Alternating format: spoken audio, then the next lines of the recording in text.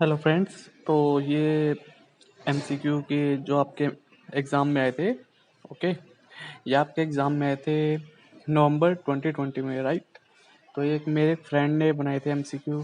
तो मुझे लगा ये आपके लिए थोड़े बहुत हेल्पफुल रहेंगे। तो आप है ना इनसे सीख सकते हो कि किस टाइप के आपके एग्ज़ाम में और किस लेवल के एमसीक्यू आते हैं, राइट। तो देखो इन्हें और इनसे ये आपको पता लगेगा कि लेवल क्या है इसका। ओके, तो स्टार्ट करते हैं। ओके। Hello everyone. आज हम लॉ के एमसीक्यूज़ की बात करेंगे जो सीए फाइनल के नवंबर 2020 एग्ज़ाम में आए थे। इनका लेवल एवरेज था। तो स्टार्ट करते हैं। सबसे पहले एक था सरफाइसी एक्ट का था, time limit and pre deposit बताना था। जो अपील करने के टाइम पे हमें डिपॉजिट करना होता है प्री डिपॉजिट वो, और अपील कहाँ पे कर रहे हैं हम? एपेलेट ट्रिब्यूनल में। यहाँ पे ट्रिब्यूनल की बात नहीं हो रही थी, एपेलेट ट्रिब्यूनल की बात हो रही थी। तो यहाँ पर 30 डेज़ का टाइम आता है और 50% प्री डिपॉजिट वो वाली चीज़ थी। 2 मार्क्स का था आंसर। तो 2 मार्क्स का ये एक एमसीक्यू था। एक था लिक्विडेटर का, जो एग्जैक्ट क्वेश्चन याद नहीं है बट इसमें सेक्शन 294 से रिलेटेड शायद था। इसमें 4 ऑप्शंस थे, 1 year plus once a year, 1 year twice a year, 2 year once a year, 2 year twice a year. ये था सेक्शन 294, शायद यही था।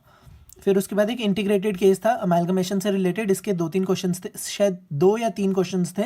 उसमें से एक क्वेश्चन था वर्कमैन कंपनसेशन का। तो अमेलगमेशन हो रहा है जब, तो वर्कमैन को एक कंपनी से ओल्ड कंपनी से न्यू कंपनीज में शिफ्ट कर रहे हैं, तो वो चाहते नहीं है शिफ्ट होना, तो कंपनसेशन क्लेम कर रहे हैं वो। तो क्या उनके लिए राइट है या नहीं है, ये चीज़ बतानी थी उसमें। और दूसरा क्वेश्चन मुझे याद नहीं है।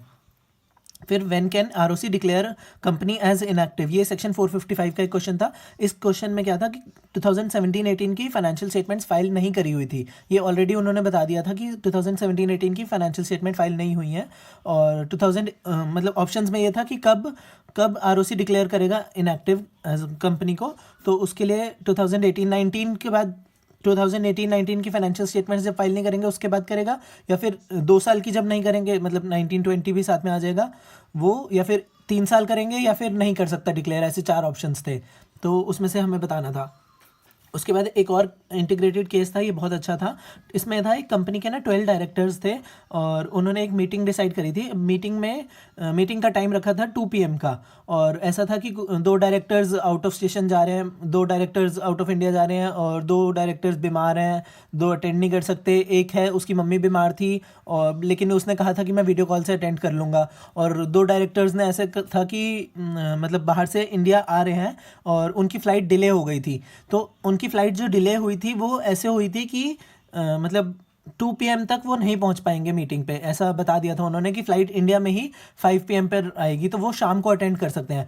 तो इसके ऑप्शंस में ये था कि भाई मीटिंग हो सकती है नहीं हो सकती, ये बताना था।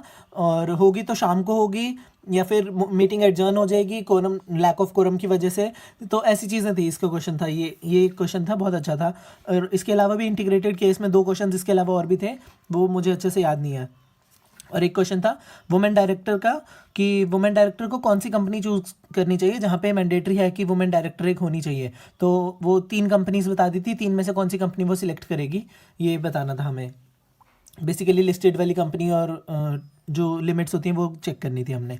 उसके बाद एक था एक effective date of resignation of director. इस चीज़ का क्वेश्चन था कि रेजिग्नेशन जब डायरेक्टर ने दी है उस टाइम पे होगा, या फिर जब कंपनी को रिसीट हुई है, या कंपनी ने एक्सेप्ट करी है, या जो डेट उसमें लिखी थी वो वाली चीज़, ऐसे कुछ चीज़ थी। तो वो उस 4 डेट्स में से बताना था कि कौन सी डेट पर रेजिग्नेशन इफेक्टिव डेट है। और फिर एक था सेक्शन 219 का इंस्पेक्शन ऑफ रिलेटेड पार्टी, कि इंस्पेक्टर ने इन्वेस्टिगेशन करनी है रिलेटेड पार्टी की, होल्डिंग कंपनी की करनी थी इन्वेस्टिगेशन। तो वो कब कर सकता है, सीजी का अप्रूवल चाहिए या नहीं चाहिए, उस चीज़ के बारे में बात थी यहाँ पे।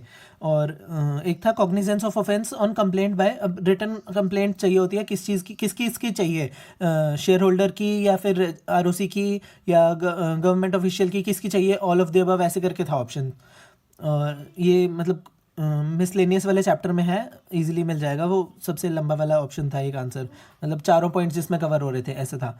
फिर एक था वाइंडिंग अप का, कि वर्कमैन को कितना पोर्शन मिलेगा। ये बेसिकली हमारे नवंबर 20 के एमटीपी में क्वेश्चन था, जो प्रैक्टिकल क्वेश्चन आया था, डिस्क्रिप्टिव वाला क्वेश्चन था। उसको ही इन्होंने एमसीक्यू बना दिया था सेम। तो अमाउंट 80 लाख करके आ रहा था, वो 80 लाख का अमाउंट वर्कमैन को जाएगा, और उसके अलावा 3,20,000 का सॉरी 3,20,00,000 का अमाउंट जाएगा सिक्योर्ड क्रेडिटर्स को, ऐसे शिफ्ट होना था, ऐसा मतलब 4 करोड़ की सिक्योरिटी हुई थी रियलाइज, तो इन दोनों में आपस में ऐसे डिवाइड होना था, ये रेशियो बनाई थी, तो कितना किसको मिलेगा वो बताना था, इजी था ये वाला। उसके बाद एक था SCRA का क्वेश्चन था कि कौन पनिशमेंट देगा, मुझे एग्जैक्ट ध्यान नहीं किस चीज़ की पनिशमेंट थी। ऑप्शंस में था कि स्टॉक एक्सचेंज पनिशमेंट देगा या सेंट्रल गवर्नमेंट पनिशमेंट देगी, या ऐसे करके ऑप्शंस थे, तो ये था। उसके अलावा ना मुझे अब 3-4 क्वेश्चंस हैं, मुझे श्योर नहीं है कि वो एग्जाम में देखे हैं या मैंने कहीं और देखे हैं, मतलब किसी MTP वगैरह में कहीं पर देखे होंगे मैंने, तो तभी मुझे याद आ रहे हैं, बट हो सकता है ये एग्जाम में हो। I am not sure about these one, I am sure about these all, जो अभी तक करे हैं इनके लिए मैं श्योर हूँ कि ये एग्जाम में आए थे, बट इनका मुझे श्योर नहीं है कि मैंने एग्जाम में देखे हैं या कहीं और देखे हैं, तो एक बार ये भी सुन लो, हो सकता है ये एग्जाम के ही हो। तो एक था IBC का क्वेश्चन जिसमें लिक्विडेशन एस्टेट में बताना था कौन सा एसेट इंक्लूड होगा, कौन सा इंक्लूड नहीं होगा। एक FEMA का क्वेश्चन है PRI या PROI पर्सन के बारे में बताना था कि रेजिडेंट है या रेजिडेंट इन इंडिया है या रेजिडेंट आउटसाइड इंडिया है। और एक सेक्शन 190 का कॉन्ट्रैक्ट ऑफ MD का क्वेश्चन है, मतलब मेमोरेंडम एक होना चाहिए उसका, उससे रिलेटेड एक क्वेश्चन है। और एक है कि डायरेक्टर प्लस मेंबर है उसको रिमूव कर दिया डायरेक्टर पोजीशन से, तो वो क्या कर सकता है, ऑपरेशन के लिए क्लेम कर सकता है या इंस्पेक्शन के लिए कर सकता है, क्या कर सकता है। तो बेसिकली जब उसको डायरेक्टर की पोस्ट से रिमूव करा है तो वो ऑपरेशन के अगेंस्ट क्लेम नहीं कर सकता ना, क्योंकि वो मेंबर की कैपेसिटी में इंजर नहीं हुआ है, तो इसलिए इंस्पेक्शन करवा सकता है वो, ऐसा ऑप्शन है। तो यही वाले MCQs थे जो आई होप हेल्प करेंगे आपको, तो ध्यान रखना, एक बार दोबारा देख लो, मैं वीडियो में दोबारा से कर देता हूँ।